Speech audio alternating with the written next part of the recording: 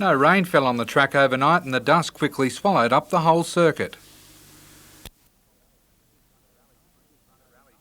The rally sprint is run over 9 kilometres and today's event was held on grounds normally used to train tractor drivers. On the straights, most cars were blazing a trail of their own, topping 160 to 180 kilometres an hour. Port Macquarie driver Lindsay Collett set the pace for the day, leaving the rest of the field in his dust. However, he was challenged by one of the more unusual entrants, a Volkswagen Beetle. Nobody sort of took it seriously until we saw it in action for the first time. It's a very impressive car. Jim Middleton from Sydney found getting traction around most of the tight corners a little difficult. Others had trouble slowing once they wound up.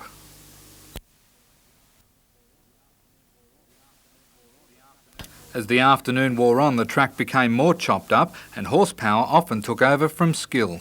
I'm under brakes. The car skates all over the road that speed because there's just little rocks on the road which causes the tyres to skid on it. So you really got to watch your braking distances, otherwise you'll overshoot and end up in a ditch somewhere. The tractor drivers put plenty of work into the track to make sure every car was stretched to the limit. Organisers are confident Cessnock will become a regular feature on the rally calendar.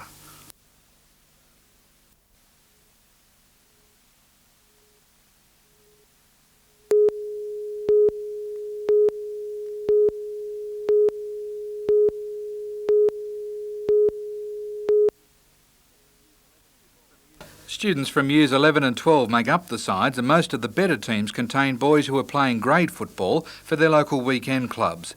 In the main game last night, Coffs Harbour High in the Blue Strip took on John Paul College, a new team from Kempsey. Early on, nerves created some sloppy play that could have easily been converted to points. That experience in first grade became evident with players from John Paul College, most of the side knowing when to hold a ball up or draw the opposition. Coaches have spent plenty hours already with their sides teaching them about defence and the advantage for props in slipping a pass away.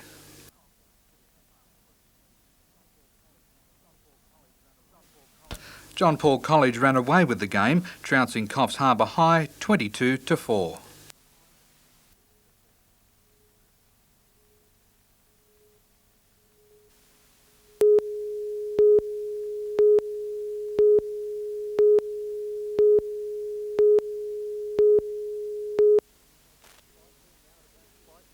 Despite being out of action for 9 days, Nobby Young is keener than ever to continue his Round Australia walk, raising money for life education. A displaced bone in the ankle and trouble with a support van saw Nobby have to take a break from his 15,000-kilometre hike and restart his world record attempt. I don't mind having a 9-day holiday in Coffs Harbour, but it's not the purpose that I'm here for, so it's very good to be back out there clocking up the kilometres again. Breaking the trip means the first 460 kilometres Nobby walked from Sydney doesn't count towards the record attempt. But that hasn't put him off. He's now more determined than ever to keep going. There's no days off now. There won't be any more. I'm not going to lose any more kilometres. Nobby was last seen heading north.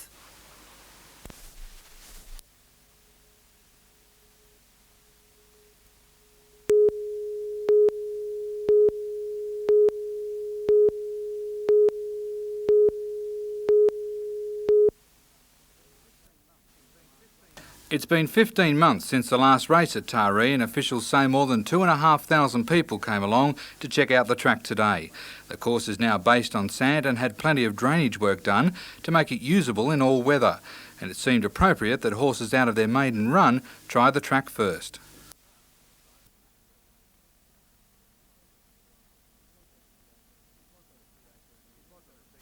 It wasn't a TAB meeting, so we can't give you any dividends, but the winner Oxford Beauty was 2-1.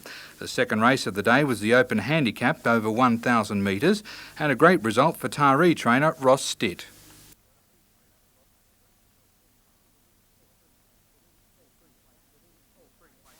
All three place getters were trained by Stitt, and you can bet the champagne's flowing at his stable tonight. The next meeting at the track will be on April 3.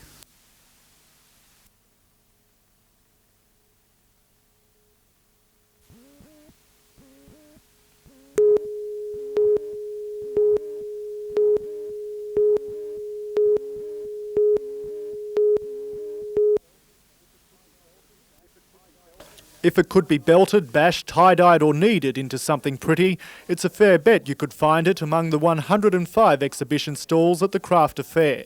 From flowers to folk art, everything that could twist and turn in the craft world was on display at the Maitland Showground. And there was even local man John Van Toll demonstrating how to turn something seemingly useless like a gourd into reputation-making art. I'm actually Australia's only commercial gourd farmer. The craft fair is more than a marketplace. It's holding workshops to show visitors the tricks of the traditional trades. And it seems the wheels are turning again for these old skills as craft becomes increasingly popular. Now they're coming back and it's become very popular for making gifts instead of going out and buying expensive gifts. The craft fair continues tomorrow. Scott Bevan, NBN News.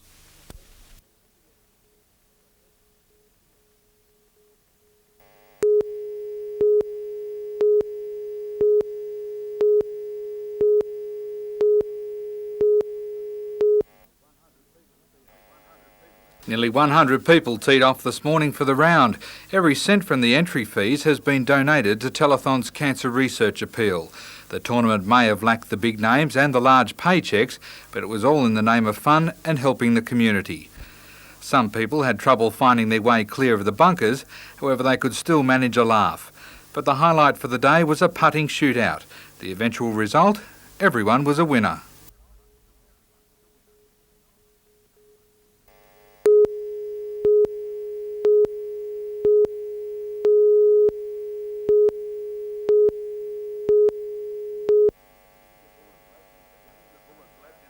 The Bullets leapt into the game determined to wrap up the result quickly.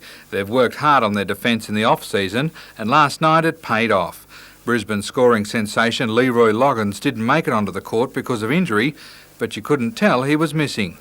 The Falcons' brightest stars were again Terry Dozier and Everett Stevens. Between them they scored more than half their side's points.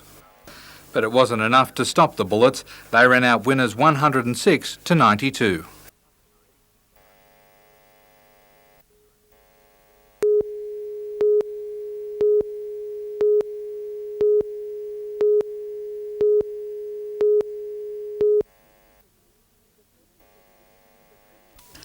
The Premier's Award pays tribute to hours of voluntary work carried out by the community's unsung heroes.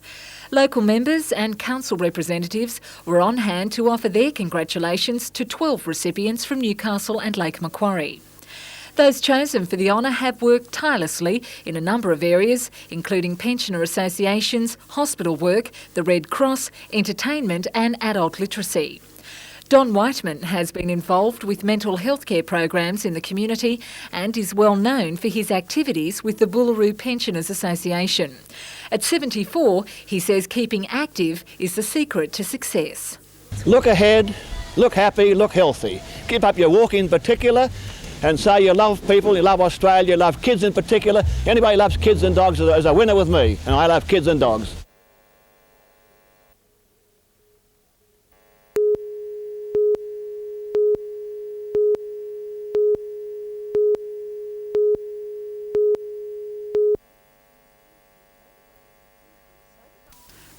Motorbike enthusiasts take their machines seriously. With the love and dedication involved, not to mention the cost, they've even been referred to as members of the family. A total of 126 beauties were on display at the Motorcycle Show of the Year at Windale near Newcastle. Rolling in from across the state, machines like this Kawasaki Slingshot Dragster, able to clock 400 metres in 9 seconds, was one of many drawcards. Yeah, we've got the 1950 model Jawa GP Racer, that's the only one in the world. And amongst the $3 million collection, reminders of a bygone era. A 1902 Moto Sakosh, that's a very rare motorcycle, 1902, you know, that's very old.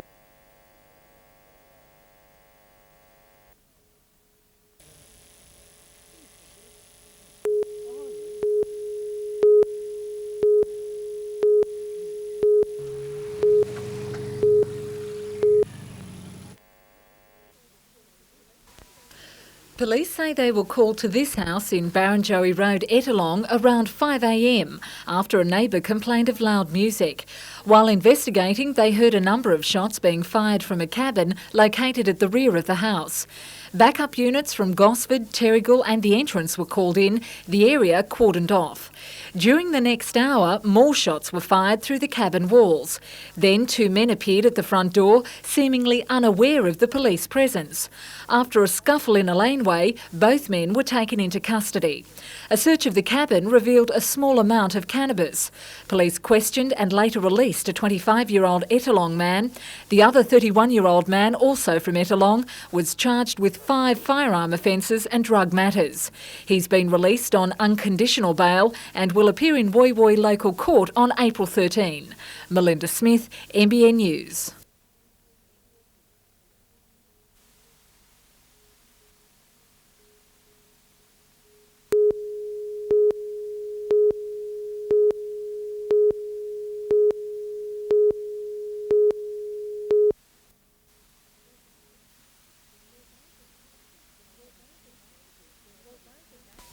Although the magic of steam is ageless, Loco number 25 has proudly claimed 70 years of loyal service.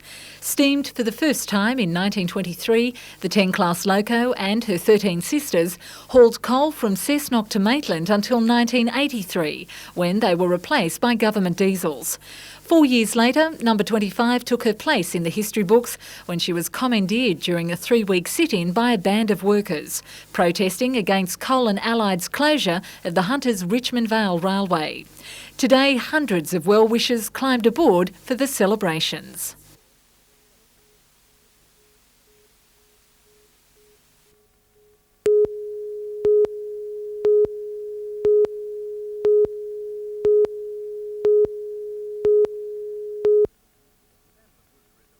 Sam Laguza is a man with a mission.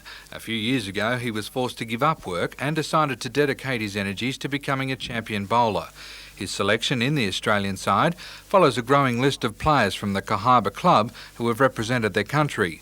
But Sam isn't letting the pressure of expectation get to him. Bright and early this morning, he was out on the greens for his normal 2-hour training session. Sam says although he's been playing well, his selection came as a complete surprise. You've got to be standing in the right time and the right places for the selectors to notice you. Sam's first job with the national squad will be at the Pacific Games in Canada in July. Well, my wife cried. She was very happy with it. And over at Mayfield West today, the ladies' club notched up 40 years of competition. Past and present members gathered for a slap-up celebratory lunch and to swap a few yarns. The grand cake was cut by Joan Marr, one of the club's surviving foundation and life members. The ladies will gather again in July for a day of bowls to mark the milestone.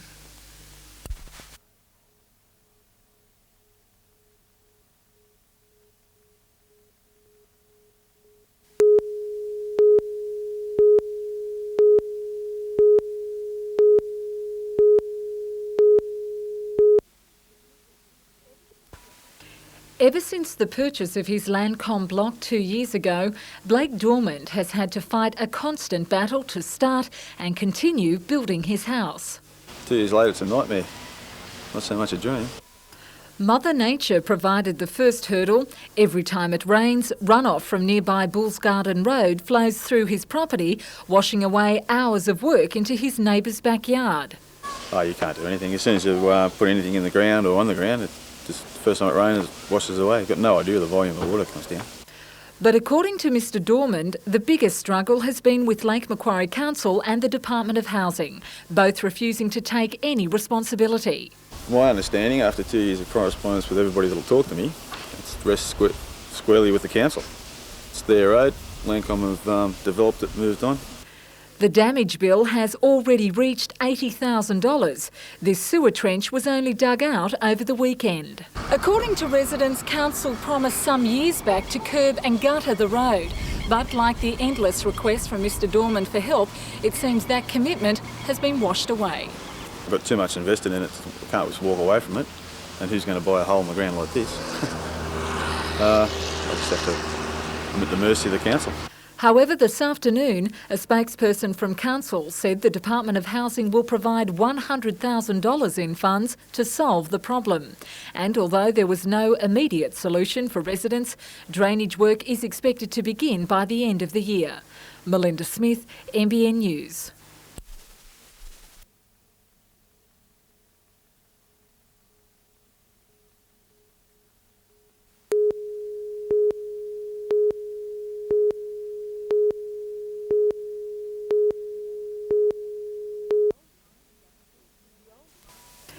The old mine shaft is situated in the bluff above Merewether Beach. Constant battering by winds over the years has exposed the entry.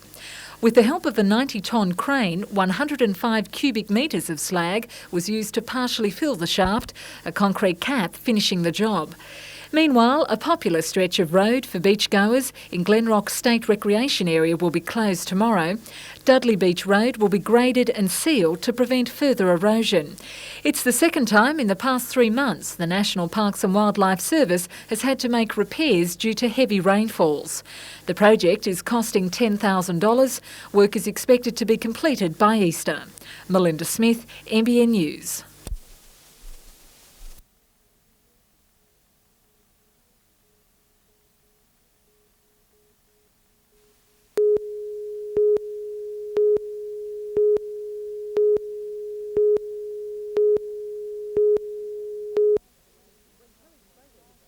When Kelly Slater hits the waves in Newcastle on Friday, it'll be interesting to see whether he'll conquer jet lag and display the form that made him world champion.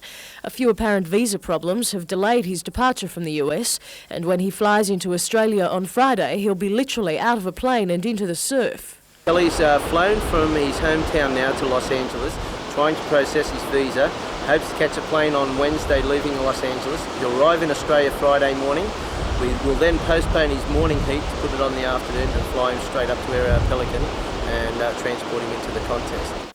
Preparations for Surffest are well underway, with Newcastle Beach already a hive of activity. According to organiser Warren Smith, the surf is looking promising and there's likely to be some pretty impressive competition. With our new four-man format for the men's World Qualifying Series, there is a possibility on Saturday or Sunday we will see 4 world champions in the water at one time, that being Tom Carroll, Barton Lynch, Damien Hardman and Martin Potter. Friday we'll see the top surfers in the world make their first appearance at Newcastle Beach. Then Saturday and Sunday with Shortland Esplanade closed off, we're going to have all the rides for the kids, all the entertainment you could possibly want with no cost to anyone. Surfest Beach is the place to be.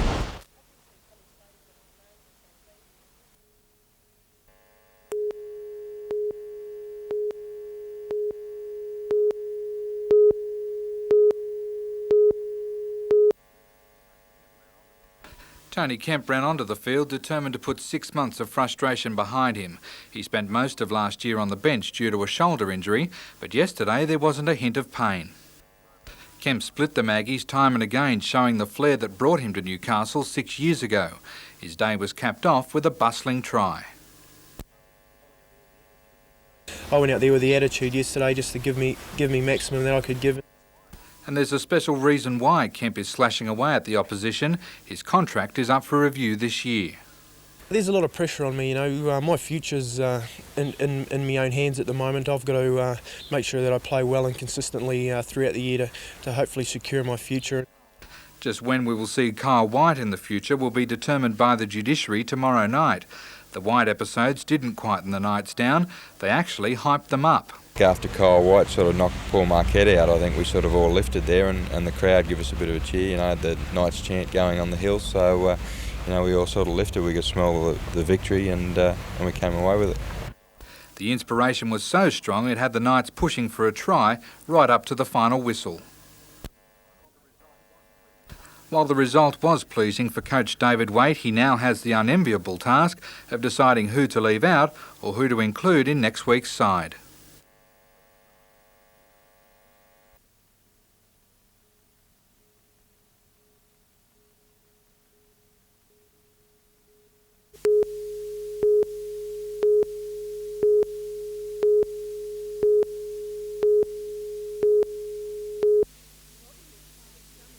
Bobby Lim had stomach cancer 25 years ago. He's since been given the all clear, but now devotes much of his time to helping the Cancer Council. A lot of people think, you know, when they've got cancer, they panic, and they forget that there's, you know, like 250,000 people in New South Wales have been cured of cancer. The Newcastle shop sells a range of reasonably priced products, including hats, clothing, Factor 15 sunscreen for $3.50 and sunglasses for $20. We've been promoting skin protection, for instance, for years, and we knew that price was often a barrier to things like sunscreen and good quality shirts. So everything that we have in the shop is directly related to one of our education strategies. As well as goods for sale, information about cancer is also on offer.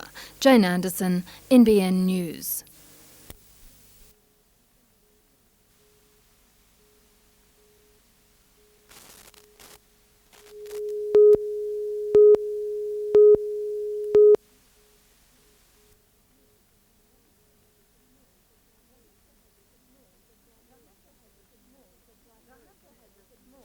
The Hunter has a small but diverse ethnic community. It's estimated that people from 50 different countries live in the region. In Senior Citizens Week, it's very good to think about the diverse elements in our community and the kinds of people that make up a sense of community in the Hunter. The ethnic communities are a very important part of that. Awards were presented to 10 people who've tirelessly worked for the elderly in the ethnic community.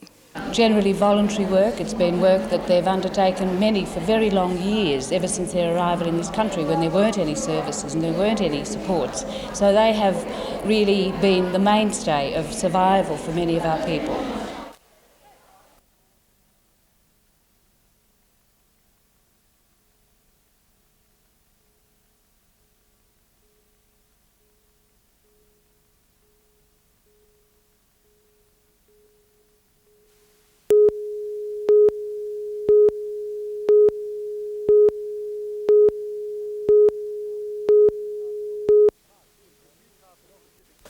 In Newcastle's Pacific Park this morning, joggers replaced boots as the miners prepared to take their first steps in a long trek to State Parliament House to have Newvale Colliery reopened. Families, union representatives and members of Parliament gathered to support the men. The action they're taking here is courageous action, and I think it's going to be very difficult for John Fay not to give him a fair hearing.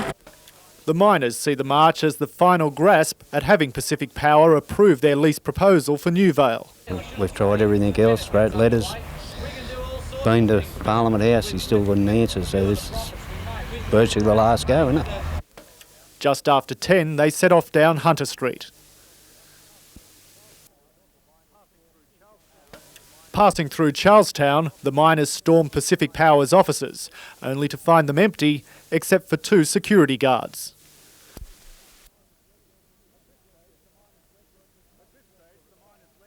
At this stage, the miners' legwork has not sweated a reply out of Pacific Power. A spokesman for the electricity group says the Newvale lease proposal is still being looked at and he doesn't know when the miners will receive an answer. The men are camping at blacksmiths tonight, giving them time to do running repairs and rest up for another 6 days on their feet. Scott Bevan, NBN News.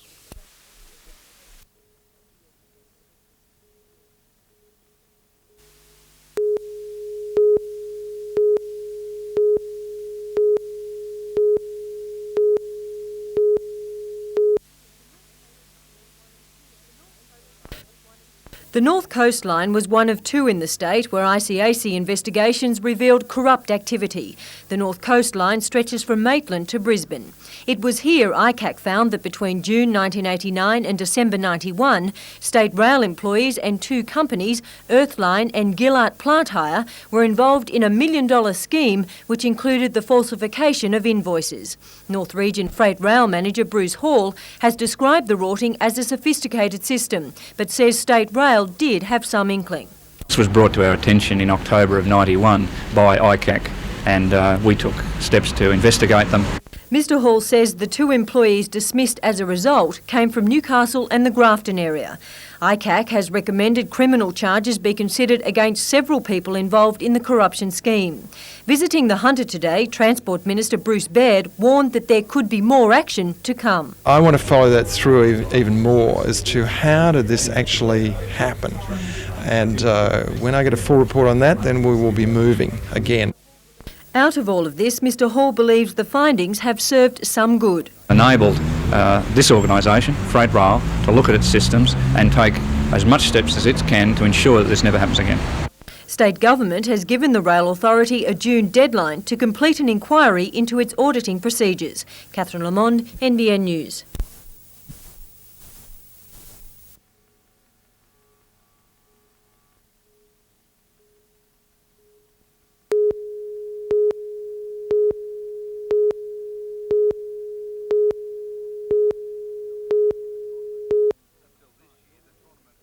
Until this year, the tournament has been a seven-a-side competition, but organisers decided on a change of format. We think that 10s will be much more exciting for people to watch, and it will create a game where the people with the ball will control the game, instead of with 7s where the people, teams with good, fast players were the ones that won the games. The New England Zone sides will be up against clubs like Tamworth and Barraba from Central North, as well as coastal clubs like Coffs Harbour. The games will be played in 3 divisions: the Premier Division for country first grade sides, the Social Division for country second grade, and a Golden Oldies for those over 35. The teams will be vying for a share in $2,500 in prize money. The games will be played at Urella's Woodville Oval tomorrow.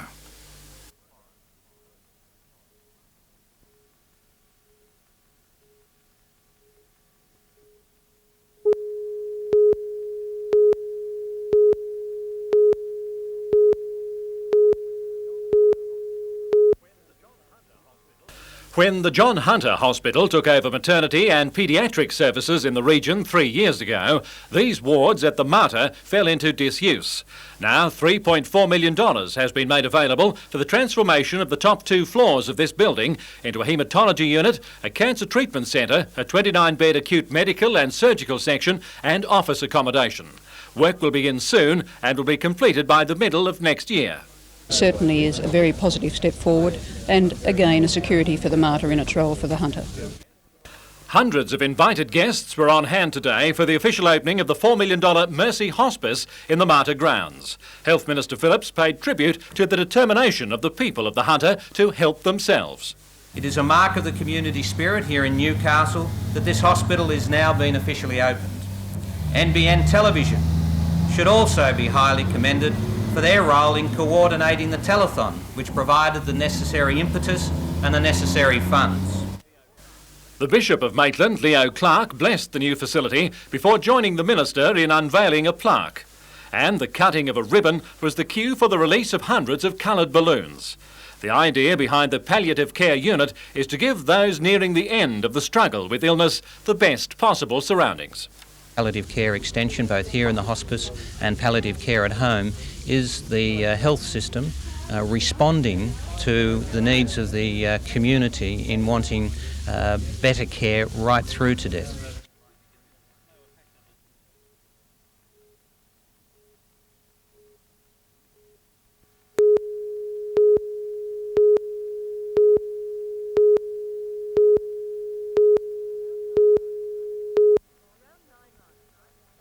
Around 9 last night, a scuffle involving several people broke out inside the Dawson RSL club, but soon subsided. Shortly before 11 last night, the 45-year-old man's body was found here in the car park by club members. He had multiple head wounds and had been shot in the back of the head. However, initially the bullet wound went unnoticed. Police and ambulance were called to the scene. It's very horrific when you see that type of situation, but no, it's very sad. It's very stressful for the family involved. It's just unnecessary. The Mannering Park man was rushed to Wyong Hospital, later transferred to Gosford Hospital in a serious condition. It was not until a CAT scan was done early this morning that it was realised the man had been shot, the bullet now lodged in his spine. He died at 10 this morning.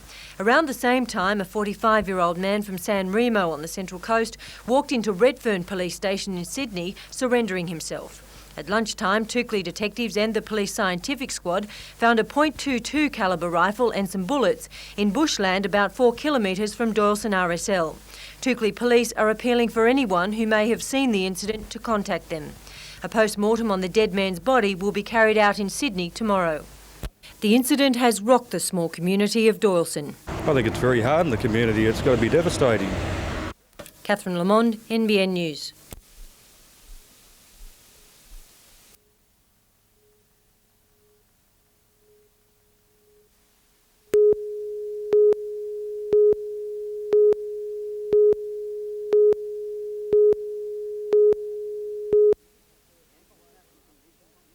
The ankle-snapping conditions didn't deter big wave masters Tom Carroll and Simon Law, who both progressed through to round 4. Newcastle's Jamie Lambert surfed by himself at the point while his opponents jostled for waves down the beach. It proved to be a winning tactic.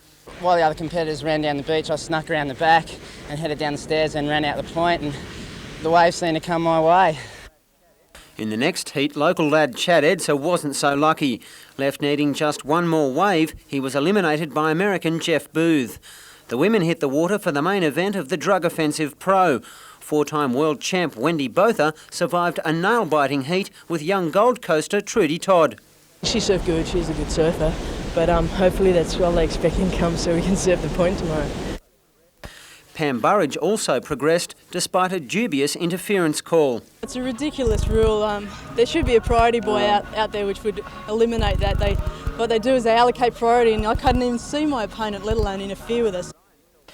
Wollongong's Sandy Ryan fell victim to the same controversial rule in losing her heat to number 3 seed Jodie Cooper.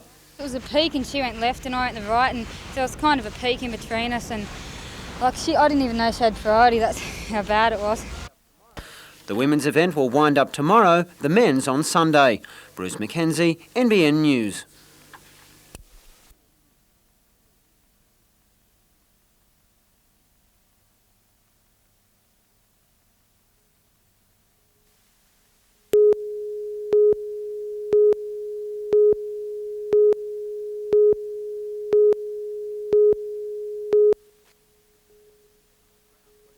The crowd pleaser for the night will be the Demolition Derby. 40 cars will battle it out until only one is still moving. Although it looks like it, it isn't just mindless fun and grown men smashing things for the hell of it.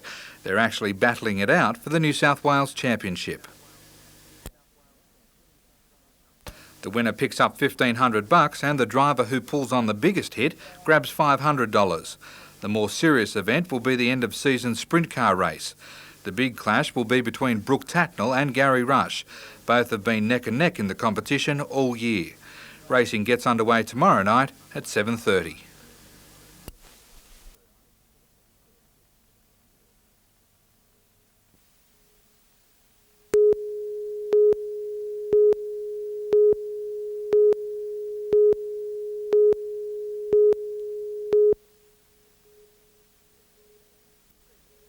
Seeing the cramped and somewhat dated condition of both the Maxfield Courthouse and Police Station firsthand has spurred the Minister for Justice into action. With member for Oxley Bruce Jeffries, Mr Merton was shown why the existing facilities no longer meet the demands of the growing community. Certainly we do need a new courthouse here in Maxfield. I mean, quite clearly this was fine 100 years ago or maybe 50 years ago. But for 1993, in probably one of the fastest growing communities in New South Wales, clearly I would believe the facilities are inadequate.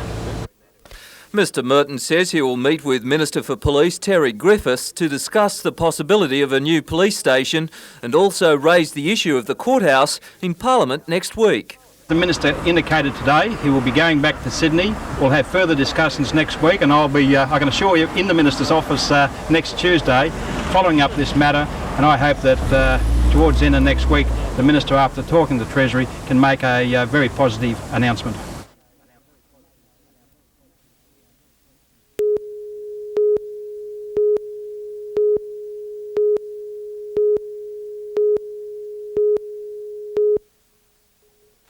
He's got 1, 2, and 1 on the other.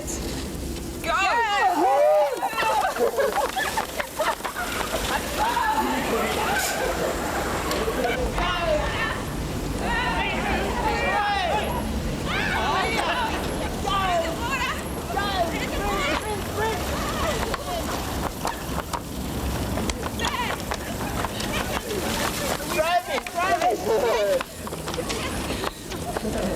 Sorry.